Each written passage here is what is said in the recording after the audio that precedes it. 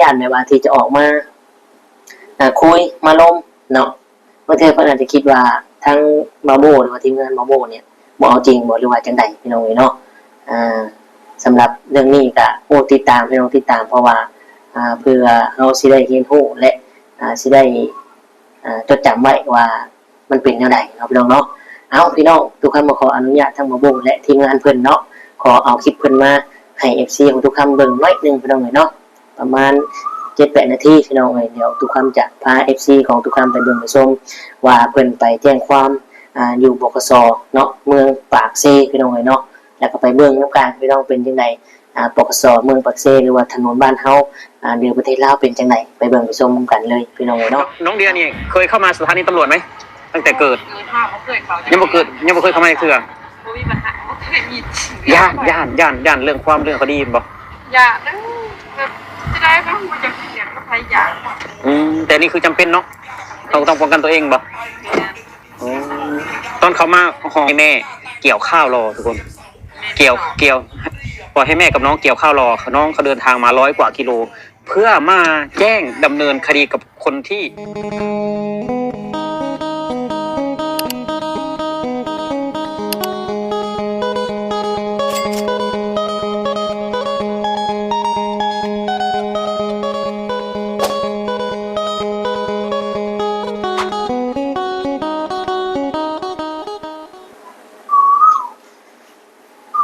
ทักทายสบายดีและสวัสดี FC พ่อแม่พี่น้องเบิดทุกคนทุกท่านบ่ว่าจะเป็นพี่น้องฝั่งไทยฝั่งลาวหรือต่างประเทศก็ยินดีต้อนรับเข้าสู่ช่อง YouTube ตุกคำปันสุขเด้อพี่น้องเนาะมาเจอตุกคำวันนี้พี่น้องเนาะมีข่าวดีแล้วก็ข่าวร้ายนำแน่พี่น้องเนาะข่าวดีคือเรื่อง FC ของน้องมะนาวที่ให้ตุกคำไปหาสามีน้องมะนาวนั่นเองเนาะตัวความก็ได้นัดหมายกันแล้ววันอาทิตย์เนาะอาทิตย์หน้าพี่น้องอาทิตย์นี้บ่ทันแน่นอนเนาะบ่ทันพี่น้องเนาะเอากะไว้อาทิตย์หน้าเจอกันพี่น้องเนาะข่าวประเด็นพี่น้องล่าสุดพี่น้องล่าสุดหลังจากที่ว่าทีมงานบาโบเนาะเพิ่นได้เดินทางกับสปป.ลาวและคลิปนี้คลิปล่าสุดเลยพี่น้องเนาะที่เพิ่นได้อัปเดตลงและตัวคำก็ได้เห็นได้ชมได้เบิ่งแล้วเนาะก็เป็นกำลังใจให้แล้วก็ติดตามกันตัวคำกันเนาะพี่น้องเนาะเราต้องเป็นกำลังใจให้ผู้ที่ถูกกระทำเนาะแล้วก็เอาใจช่วยส่วนคนผิดก็รับกรรมรับผิดไปเนาะพี่น้องเนาะล่าสุดสดๆเลยพี่น้องทางบอโบเนาะแล้วก็ทางทีมงานบอต้นแล้วก็น้องอย่างก็พี่น้องผู้หญิงนะทุกคำก็ลืมซื้อคนไหนเนาะเพื่อนก็ได้ไปน้ำกันเนาะทางน้องผู้หญิงคนนั้นทุกคำลืมซื้อเพื่อนพี่น้องเมื่อกี้ทุกคำก็เจออยู่เนาะแต่ว่าลืมแหละพี่น้อง เอาพี่น้องเลยเนาะกะรอติดตามนะกับเบิกกันไปว่าบ่าวน้อยปากเซ่เนี่ยเสียออกมายอมรับหรือว่าจะหนีต่อไปเนาะพี่น้องหรือจะยอมรับความจริงและออกมาขอโทษและคุยกันเนาะพี่น้องเนาะทุกคำเชื่อว่าถ้าบ่าวน้อยปากเซ่เราออกมาคุยเนาะแล้วก็มาเว้ามาล้มเจรจากันกับหมู่เพื่อนเนี่ยทีมงานเนี่ยทุกคำว่ามันก็บ่ถึงขั้นจะมาฮอดคุกฮอดตารางป่านนี้พี่น้องเนาะเพราะว่าอีกอย่างก็เป็นหมู่เพื่อนฮักแพงกันเคยช่วยเหลือกันอยู่แล้วเนาะการยอมรับผิดและก็มาขอโทษอธิบายให้หมู่ฟังเนาะเฮาได้ผิดพลาดไปแล้วความโลภมันครอบงำเฮาเนาะก็ว่าไปมีแต่ขอให้หมู่ให้อภัยและว่าความจริงเนาะและเริ่มก้าวใหม่เริ่มใหม่เป็นคนดีอันนี้ก็ถือว่าเป็นบทเรียนมาว่าเดี๋ยวนี้ก็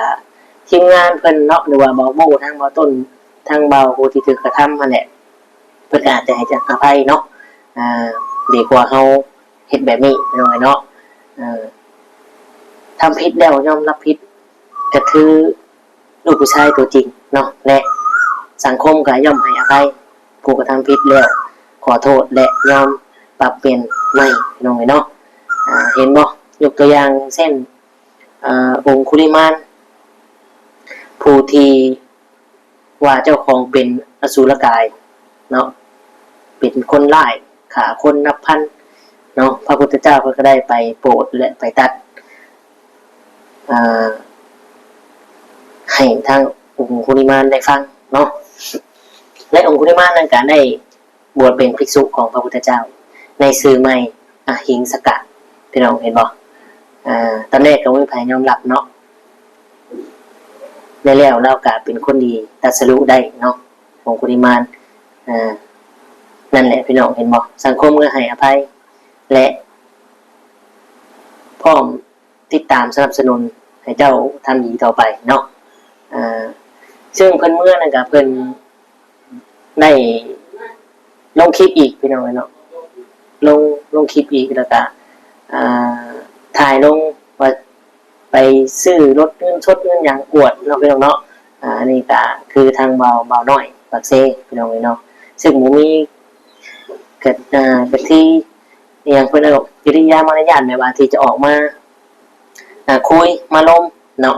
บางทีเพิ่นอาจจะคิดว่าทั้งบาโบหรือว่าทีมงานบาโบเนี่ยบ่เอาจริงบ่หรือว่าจังไดพี่น้องเนาะสำหรับเรื่องนี้ก็โอ้ติดตามพี่น้องติดตามเพราะว่าเพื่อเฮาสิได้เรียนรู้และสิได้จดจำไว้ว่ามันเป็นแนวใดเนาะพี่น้องเนาะเอาพี่น้องทุกท่านมาขออนุญาตทั้งบาโบและทีมงานเพิ่นเนาะขอเอาคลิปเพิ่นมาให้ FC ของทุกท่านเบิ่งหน่อยนึงพี่น้องเนาะประมาณ 7-8 นาทีพี่น้องเดี๋ยวทุกท่านจะพา FC ของทุกท่านไปเบิ่งไปชมว่าเพิ่นไปแจ้งความอยู่บกสเนาะเมืองปากเซ่พี่น้องเนาะแล้วก็ไปเมืองน้ำกลางพี่น้องเป็นจังไดบกสเมืองปากเซ่หรือว่าถนนบ้านเฮา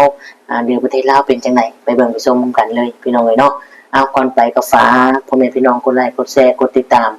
กด Subscribe ให้ทุกท่านเด้อเนาะเพื่อเป็นกำลังใจให้ทุกท่านเฮ็ดคลิปต่อๆไปพี่น้องเนาะสำหรับคลิปนี้ไปเบิ่งไปชมกันแจ้งความดำเนินคดีเอาผิดคนที่หักหลังเพื่อนคนที่มันคิดไม่ชื่อกับเพื่อนๆเนาะทุกคนนี่คือกองบัญชาการปกสนครปากเซทุกคนเนาะนี่ police นี่ทุกคนผู้หญิงอยู่ที่นครปากเซครับนครปากเซเรามาแจ้งความดำเนินคดีทุกคนเรามาแจ้งความดำเนินคดีคือเพื่อนๆก็มาด้วยกันหลายคนวันนี้6-7 คนเนาะ6-7 คนทั้งฝั่งไทยแล้วก็ฝั่งลาวด้วยครับทุกคนฝั่งไทยและฝั่งลาวด้วยครับครับทุกคนก็ถนนอยู่หน้ากองบัญชาการปกสเนาะปกสนครปากเซก็ประมาณนี้ทุกคนถนน1 2 3 4เนาะทุกคนถนน3 เลน1 2 3 4 เลนทุกคนถนนนี้ครับถนนก็ถือว่าโอเคนะทุกคนถ้าเปรียบเทียบกับสวรรณเขตนี่ปากเซนี่ก็เจริญกว่าสวรรณเขตในระดับหนึ่งทุกคนในระดับหนึ่งแล้วก็บ้านเขาก็สะอาดในระดับหนึ่งนะทุกคนสะอาดในระดับหนึ่งเนาะนี่ก็คือกองบัญชาการปกสเนาะปกสนครปากเซเราแจ้งความดำเนินคดีวันนี้แจ้งความดำเนินคดี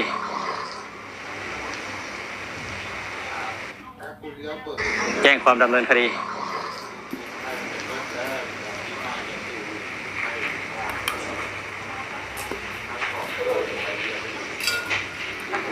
เจ้าหน้าที่เรามาถึงสถานที่ครับเตรียมการ เยี่ยมการ เจ้าหน้าที่เอาจริงนะครับเอาจริงครับวันนี้เราถือว่าเรายังไม่เดินทางไปแต่เราจะไปนะครับคุณคำใส่จะไปเราเริ่มจากที่นครปากเซก่อนนะครับก่อนจะเดินทางไปที่บริคำใส่เพราะฉะนั้นเราเปิดโอกาสให้น้องออกมาขอโทษออกมารับผิดชอบแต่เรื่องการกระบวนการนี้มันอยู่ในข้อกฎหมายแล้วย่อมข้อเลยว่าคนนะย่อมข้อเลยว่าคดีย่อมข้อเลยเนาะแต่ว่าเราไม่ยอมจะยอมอยู่ที่เราไม่ยอมอยู่ผู้เสียหายเต็มป่ะ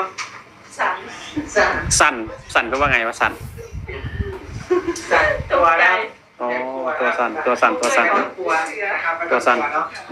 คือเจ้าหน้าที่บอกว่ากรณีที่ความผิดสำเร็จแล้วทางผู้ที่ทำความผิดโอนเงินคืนผู้เสียหายถือว่ายังเป็นความผิดอยู่เพราะความผิดได้สำเร็จไปแล้วเนี่ยก็เจ้าหน้าที่นายก็ไม่รอดแน่นอน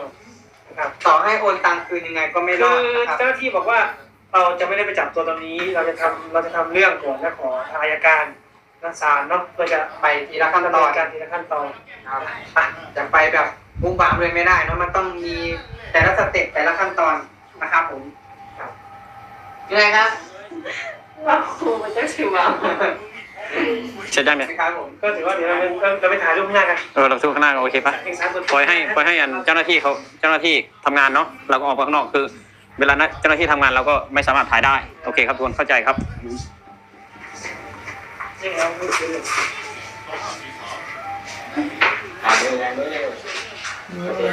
่าการวันที่กดโอ้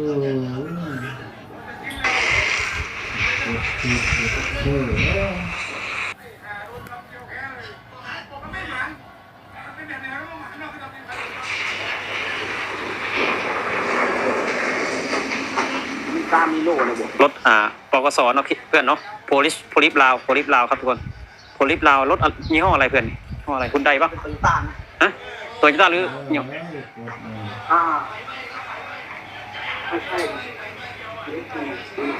เราถ่ายรูปหน่อยคุณแม่แจ้ง เป็นหลักก็ปกส ปกสบัญชาการปกสถ้าเป็นประเทศไทยก็ตำรวจภูธรเพื่อนภูธรจังหวัดไม่ใช่สนเนาะ ที่พวกเราจะเรียกว่าป้องกันความสงบแห่งชาติ สปงสปส ปกส ปกส แห่งชาติ เฮียทุกคนประมาทมึงคือกัน นครปากเซ มึงไปตีเขามึงคิดอยู่แล้ว ชาติ รักนี่เนี่ยมันก็ว่าเป็นประเด็นเขาก็เล่าก็ใจหลายไปคิดมึงก็สามารถจะไปตีเขาถ้าว่ามึงมันพิษมึง ขึ้นในบุญยูครับทุกคนรถเราบุญยูพามาปกสหรือว่าสถานีตำรวจเมืองปากเซน้องเดียนี่เคยเข้ามาสถานีตำรวจไหม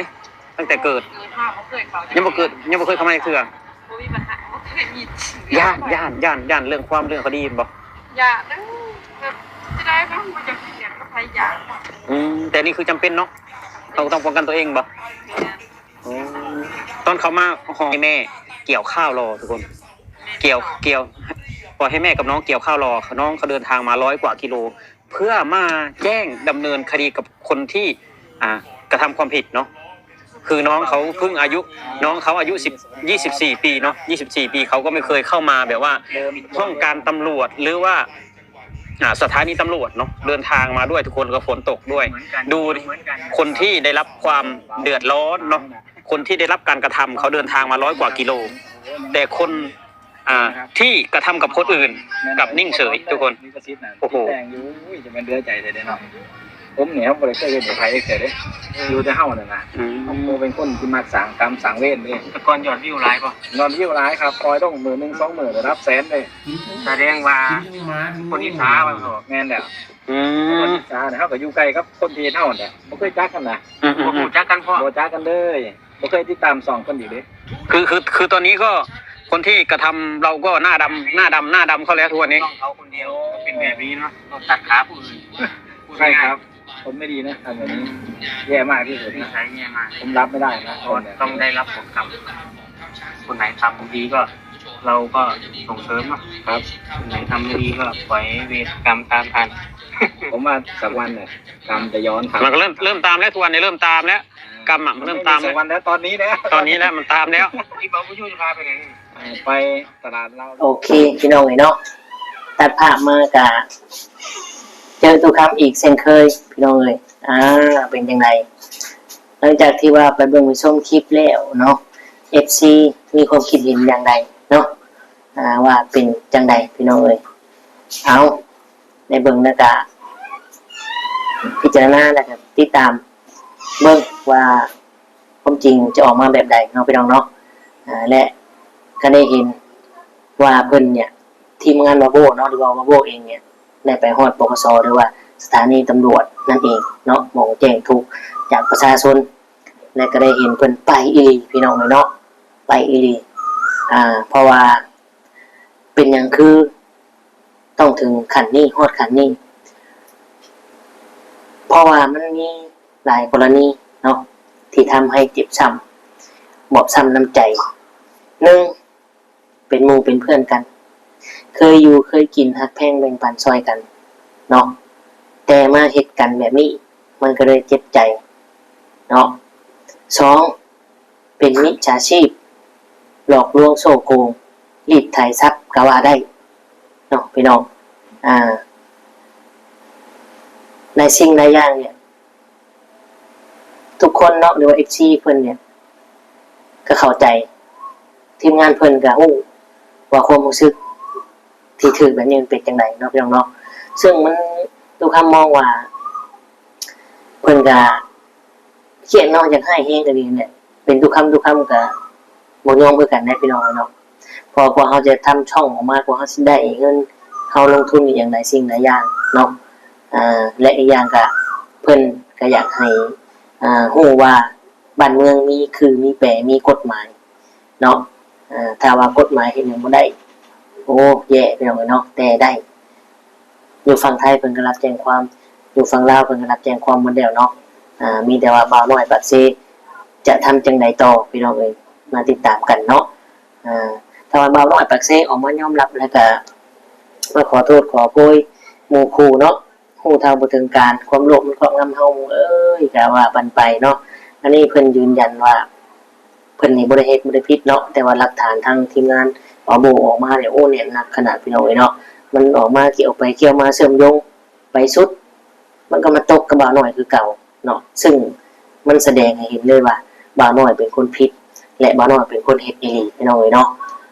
พี่น้องสำหรับคลิปนี้ก็ฝากไว้ส่ำนี้เด้อเนาะพี่น้องเนาะขอขอบคุณหลายๆ FC พ่อแม่พี่น้องที่เข้ามาเบิ่งมาชมกดไลค์กดแชร์ให้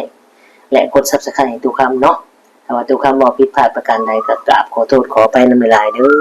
เนาะบางทีทุกคำอาจจะมุ่งเท่าบ่ถึงการพี่น้องเอ้ยเนาะทุกคำคือสิได้กล่าวคำว่าสำบายดีและสวัสดีครับ